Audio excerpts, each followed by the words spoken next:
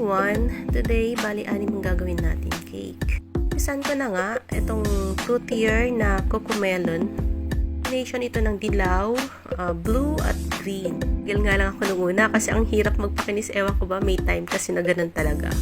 Okay lang naman yung design nito. May mga printable topper lang and then yung may pag-rust sa mga gilid-gilid, ganyan. Chocolate cake nga pala itong cake na ito ngayon. Maaga ang pick up ng mga cake ko ngayon kaya naman madaling araw pa lang gising na talaga ako. Siguro natapos ko to mga 7 o mga ganun, 7 past 7 ganyan. Bali 9 o'clock yung usapan namin na pick up time ng cake na ito, pero dahil nag-message siya na 9:30 niya kukunin, so ni-ref ko muna. Shoutout nga pala dun sa suki ko na nag-order nito, si Christine. Maraming salamat! So, yung next cake natin is a simple dedication cake. Bali, order siya ng suki ko na si Erica. Hello sa'yo! So, today, bali 7 months na ng kanyang baby. Ayan, baby girl. So, sa monthly na order niya, actually, iba-ibang kulay ang ginagamit ko. So, ngayon, napili kong color is green.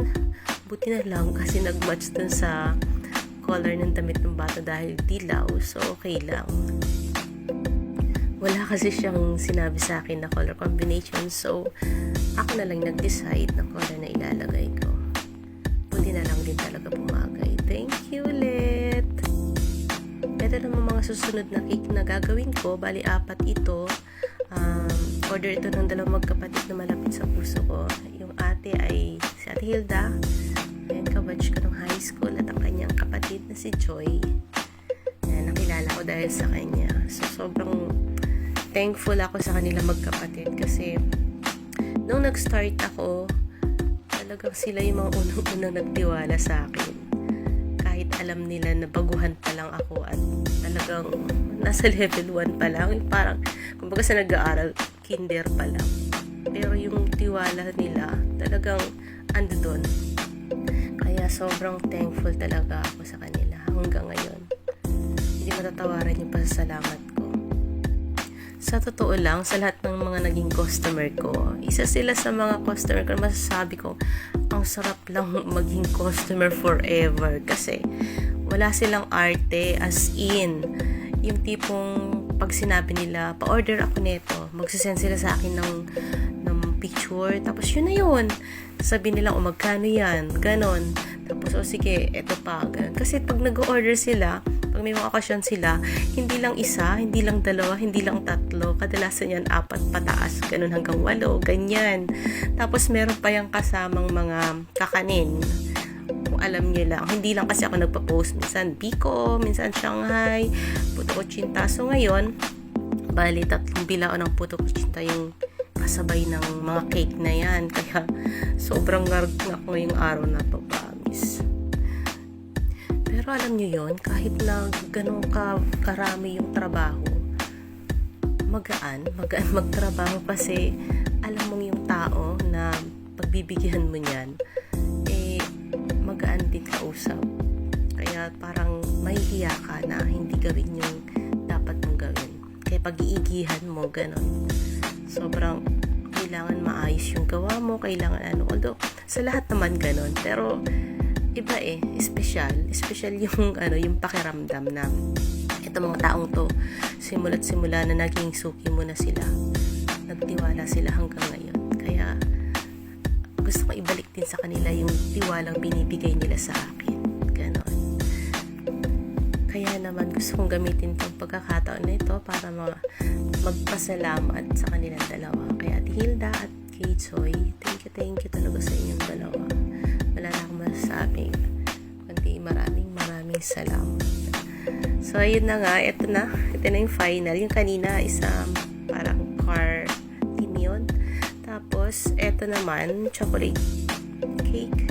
Actually, dapat strawberry cake. So, wala akong nabili dahil hindi siya available sa market nung lumuwas ako. Wala akong nabili. Kaya, sabi ko kay Joy, chocolate na lang. Tapos, lagyan natin mga chocolate topper. So, okay naman sa kanya. Ganun talaga yun. Kaya, sobrang thank you talaga ako sa kanila. Kasi kapag sinabi ko, walang ganito, walang ganyan, pwede bang palitan ko na lang? Okay lang sa kanila.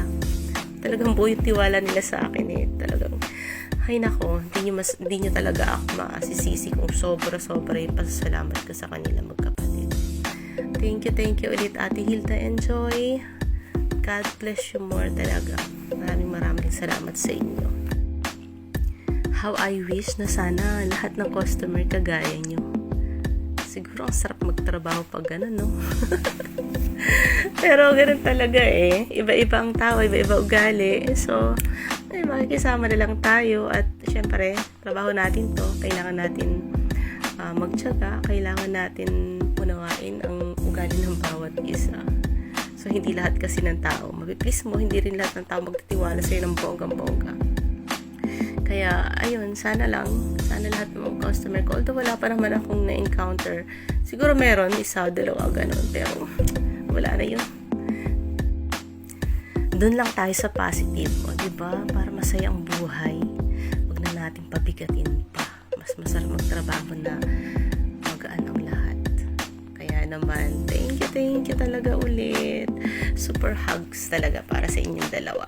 At sa mga ibang pang customer na kagaya nyo, hala, thank you. Maraming salamat din pala sa mga pagre-recommenda nyo. Talagang sobrang ang laking tulong nun sa akin.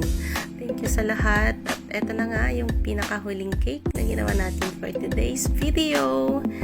And may kasama pala yan, money cake literal. Ayan, bye!